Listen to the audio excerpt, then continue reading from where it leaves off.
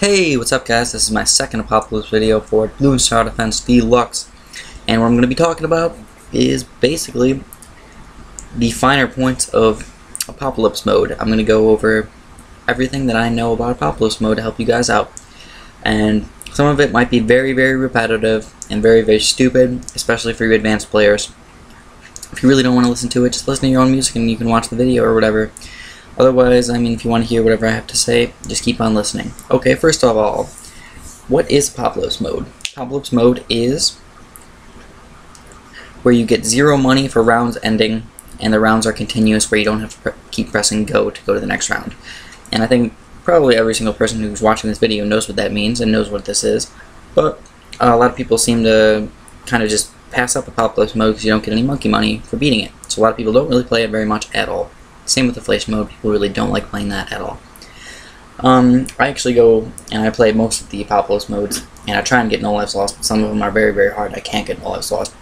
But let's keep going on. The balloons are continuous, which means at like any given time, there's always a balloon coming through. And they usually come in a pretty weird pattern, but it's actually different every single game.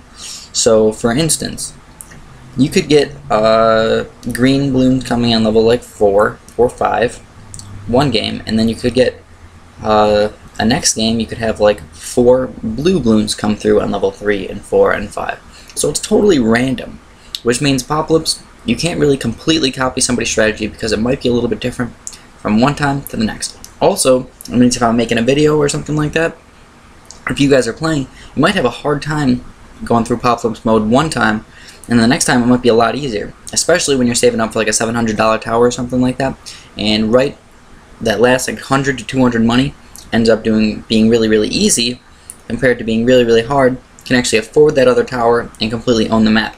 But if you can't afford it and you have to use like 2 or 3 sets of road spikes or something just to stay alive, then you're totally screwed. Not screwed, but you're totally hurt for the rest of the game. Because you're going to be like 100 cash short, and that's what I'm saying. It's totally random as Apopalypse mode. And this is my basic idea of when the balloons come. This is just coming straight from my head, so this isn't exact, okay? I didn't look at any guides or anything like that. This is coming from my head. If you want to correct me, you can, but I prefer you not to, and just to know in your head that that is what actually happens.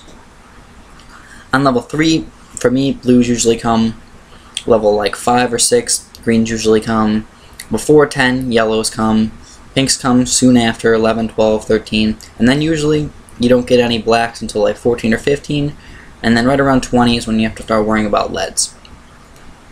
And then you're actually good for a little while.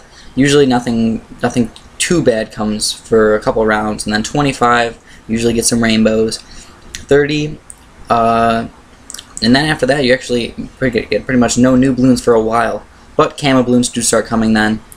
Right around 33, 32 is when the major camo balloons come. You can get some camo balloons earlier than 30. I have gotten those before, or on 30 at least. And then once you get to level 33, that's when you need to watch out. 33 is, I believe, the level when ceramics start coming. And when ceramics start coming, if you don't have good defense, even if you have attack factory in the back, you could lose very easily. So what I like to do is I like to get something that's good versus ceramics, or I like to make sure I have my sniper on strong, and that's something else that has quite a bit of popping power. If you have a sniper on strong, he usually pops the ceramics pretty easily, and you can get other things that pop the rest of the balloons inside. And usually I end up going with a wizard or a boomerang because they're pretty overpowered, and they're pretty good, especially in Apopalypse mode. They're good for pretty much anything, especially popping power though.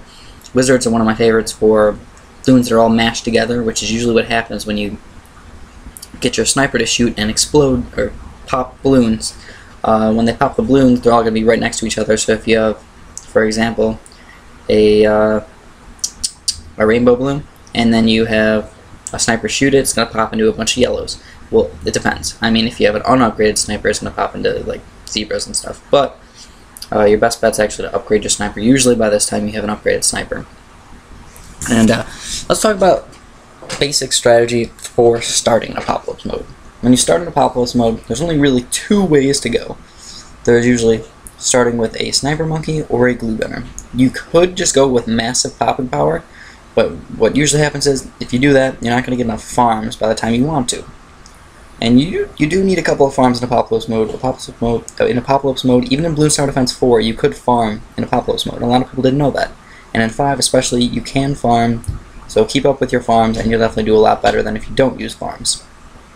And that's pretty self-explanatory. Get extra money. And a good thing about the farms is, if you get into the really hard levels, for example 40, 41, 42, 43, you can just sell your farms, get some mad money, get a plasma monkey, get a robo monkey, whatever you need, and it'll definitely help you win. What else could we talk about for Apopalypse mode? It's definitely very map variant. Some levels you're going to want to start with certain towers, and some levels you're going to start with other towers. For example, if you get a water map, you might want to just start with a boat.